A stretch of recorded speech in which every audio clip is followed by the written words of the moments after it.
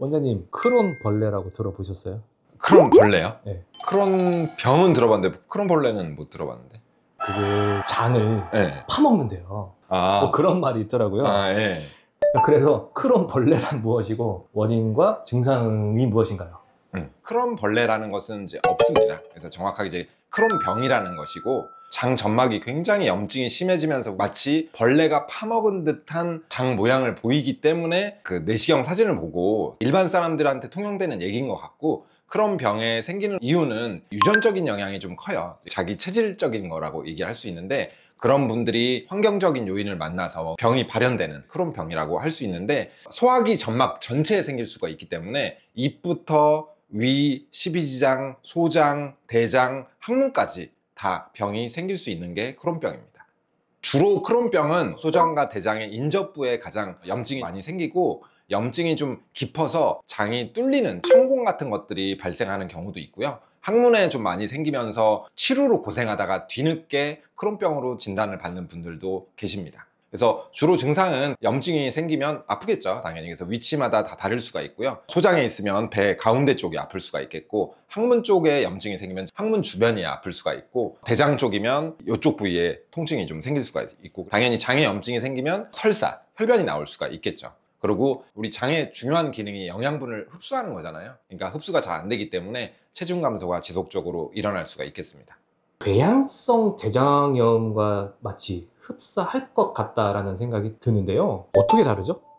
맞아요. 크론병과 궤양성 대장염이 감별이 어려운 경우가 상당히 많고, 정도가 어느 정도 진행이 돼야 감별을 할 수가 있는데, 가장 큰 차이점은 뭐냐면, 궤양성 대장염은 항문에 가까이에만 염증이 주로 생기는 경우가 가장 많고, 혈변과 점액변이 주된 증상이라고 보실 수가 있고요. 크론병은 통증이 많이 있겠죠. 그리고 심한 경우는 합병증으로 장이나 항문에 천공이 생기면서 응급수술하는 경우도 생기고, 복통이, 통증이 좀 많이 생깁니다. 그런 차이를 볼 수 있는데, 병이 진행하는 정도가 훨씬 광범위하고 훨씬 큰 합병증을 유발해서 수술까지 필요한 경우가 크론병이고, 그래서 중증이 더 높은 게 크론병이라고 알고 계시면 될 것 같아요. 어떤 경우에 검사가 필요하고 진단은 어떻게 하는지 알려주시죠. 네. 크론병 같은 경우는 증상이 복통으로 처음에 시작하고, 아까 말씀드린 대로 소장에만 국한돼서 생기기 시작하는 게 먼저일 수 있어요. 근데 우리가 대장 내시경은 소장까지 볼 수가 없습니다. 내시경으로 쭉 따라 들어가서 소장의 끝자락만 조금 볼 수가 있기 때문에, 그쪽에 염증이 생기지 않는다면 처음에 진단이 안 돼서 진단이 굉장히 늦어지는 경우가 꽤 많이 발생을 할 수 있어요. 검사를 했는데 원인이 알 수 없다, 그래서 복통이 계속되고 설사가 계속 있다고 하면서 살도 좀 빠지는 것 같다라고 하면 내시경뿐만 아니고 CT도 검사가 필요할 수가 있고요. 거기로도 진단이 안 되는 경우는 소장 캡슐 내시경이라든가 소장 내시경이 필요한 경우가 생길 수가 있겠습니다. 이거는 이제 꼭 소장 내시경이 준비가 돼 있는 대학병원급에서 진료가 필요한 경우가 그래서 생깁니다. 거의 일반적인 건 아니네요. 희귀 질환이에요. 흔치 않은 질환이고요. 저도 10년 정도 진료를 보면서 한 3, 4번 정도 만나게 되었던 것 같습니다. 그러면 치료는 어떻게 하나요? 합병증이 있는 경우는 당연히 수술적 치료가 필요하고요. 기본적으로는 이게 자가 면역 질환이기 때문에 면역 억제제, 스테로이드나 인터페론 이런 것들을 주사하면서 지속적인 면역 관리가 필요한 치료가 근간이 되겠습니다. 면역 관리라고 하니까 일반 사람들이 이제 한의원 치료를 해야 되는데, 아주 경미한 수준이라고 하면 음식 관리라든가 이런 걸 통해서 어느 정도 증상 정도를 조절할 수는 있기 때문에 보조적으로 하는 건 괜찮겠지만, 증상 정도가 심해서 면역 억제 치료가 필요한 분들은 반드시 대학병원 소화기 전문의 진료를 하셔야 됩니다. 이런 진료를 방치하고 병이 너무 깊어졌을 때는 장을 상당히 많이 잘라야 되는 경우도 꽤 생기고요. 대장 전체를 다 자르는 경우도 있고, 소장의 상당 부분을 잘라야 되는 경우도 있기 때문에 보조적인 치료만 하시면 병이 진행하실 수가 있으니까 반드시 소화기내과 진료를 하면서 그런 보조 수단을 이용을 하셔야 되겠습니다. 인터넷에서 네. 사람들이 많이 궁금해 하시는 거 몇 가지 여쭤볼게요. 네네네. 배찜질 하면 효과가 있는지.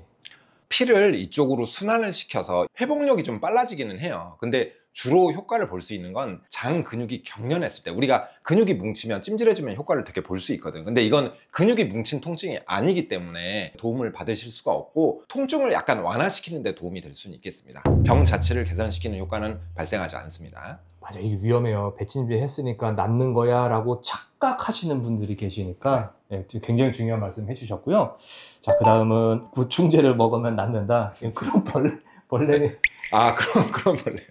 사실 저는 그런 벌레 오늘 처음 들어본 얘기인데, 그럴 수 있어요. 왜냐면 모양이 진짜 벌레 먹은 것 같이 생겼어. 그렇게 생기는 이유가 장 점막이 이렇게 있다면 염증 정도가 차이가 많이 나고 깊은 데는 굉장히 깊숙하고 이렇기 때문에 울퉁불퉁해져요. 이래서 이제 마치 벌레가 파먹은 것 같이 생겼기 때문에 그런 벌레라는 얘기가 나온 것 같은데, 실제로 벌레가 공격해서 잡아먹는 게 아니고요. 내 면역 세포가 나의 점막 세포를 잘못 인식해서 공격을 하면서 염증이 생기는 거라 면역 억제 치료를 하는 거고, 그래서 이거는 구충제, 당연히 구충제는 이 장내 기생충이 공격을 했을 때 효과적인 거지 이거랑 전혀 관련이 없다는 거 말씀을 드립니다. 그럼 면역이 평소에 약한 사람이 크론병에 걸리는 건가요? 그렇진 않고요. 일반 사람들이 가장 오해하고 착각하는 부분이 면역력이 좋다고 이 병이 안 생기는 게 아니고요. 이건 내 세포가 활발하게 움직이긴 하는데 인식을 잘못하는 거야. 그래서 나를 공격을 하는 거죠. 그래서 이게 면역력이 좋고 나쁘는 걸 얘기를 하는 건 아니고 면역계의 인식 오류예요. 유전적인 게 더 크기 때문에 내가 갖고 있는 내재적인 체질이 가장 중요하겠습니다.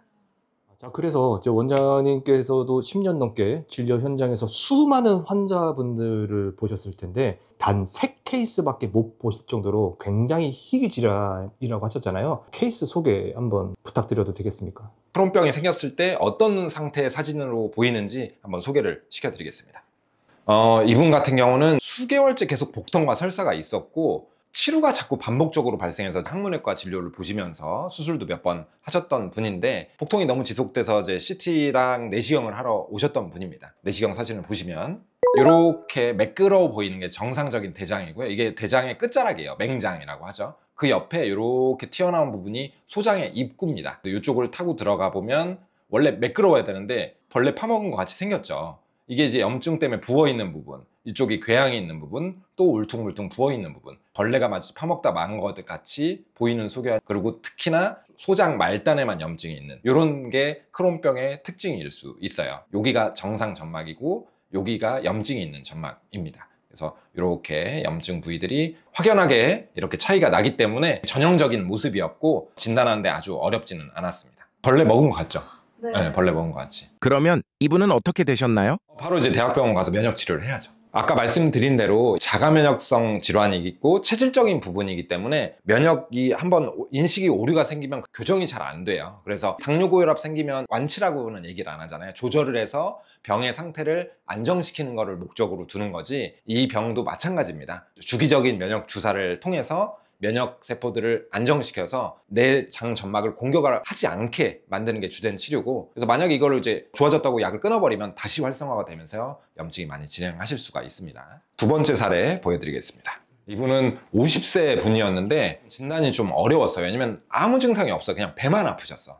복통이 수개월째 반복돼서 내시경 검사를 하셨는데 대장은 엄청 깨끗하셨어요. 그러니까 여기까지는 그냥 정상인 줄 알았는데 소장 입구 쪽으로 들어갔더니 이렇게 노랗게 궤양이 생겨 있으면서 부어 있었고, 요럴 때까지는 확실하지 않아요. 너무 염증이 약해서. 근데 잘 보니까 구멍이 뚫려 있어요. 이렇게 천공이 생긴 거죠. 소장 말단에 구멍까지 뚫려 있는 궤양을 동반하고 있기 때문에 크론병을 의심할 수 있는 사례였고요. 이 정도면 그래도 다행히 질병의 정도는 심하진 않아서 잘 조절될 것으로 보입니다.